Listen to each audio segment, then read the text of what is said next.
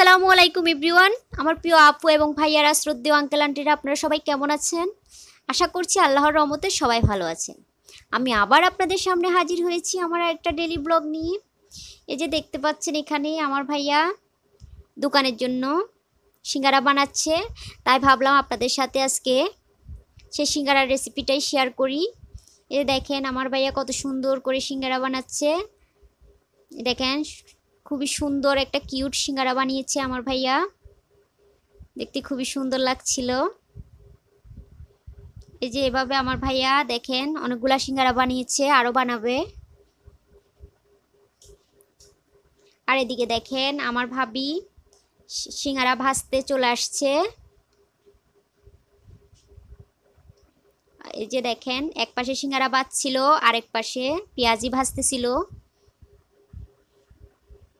আসলে আমরা গ্রামে থাকি, তাই লাকড়ির চুলাই রান্নাবান্না করি বেশিরভাগই সময়। আর এদিকে দেখেন আমার ভাইয়া আর আমার ভাইয়ের কিউট মেয়ে, ওরা বাবা মেয়ে একটু দুষ্টামি করছিল। আর সে ফাঁকে আমিও আপনাদের সাথে একটু শেয়ার করলাম আসলে বাবা মেয়ের কথোপকথন।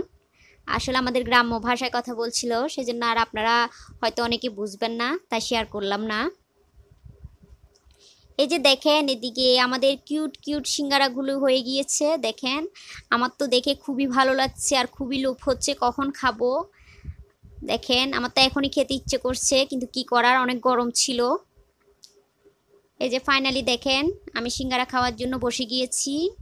এত সুন্দর সুন্দর কিউট কিউট সিঙ্গারা যদি সামনে থাকে আর কি লাগে বলেন।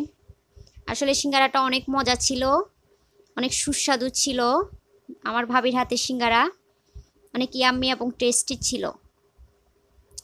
প্রিয় আপু এবং ভাইয়ারা, আমার ভিডিওর কোনো অংশ যদি আপনাদের ভালো লেগে থাকে প্লিজ লাইক এবং সাবস্ক্রাইব করে দিবেন এবং কমেন্ট করে জানাবেন আমার আজকের ভিডিও কেমন লাগলো। আর যারা ফেসবুক পেজ থেকে দেখছেন প্লিজ আমার পেজটা ফলো করে দিবেন, আমার ভিডিওতে একটা লাইক করে দিবেন।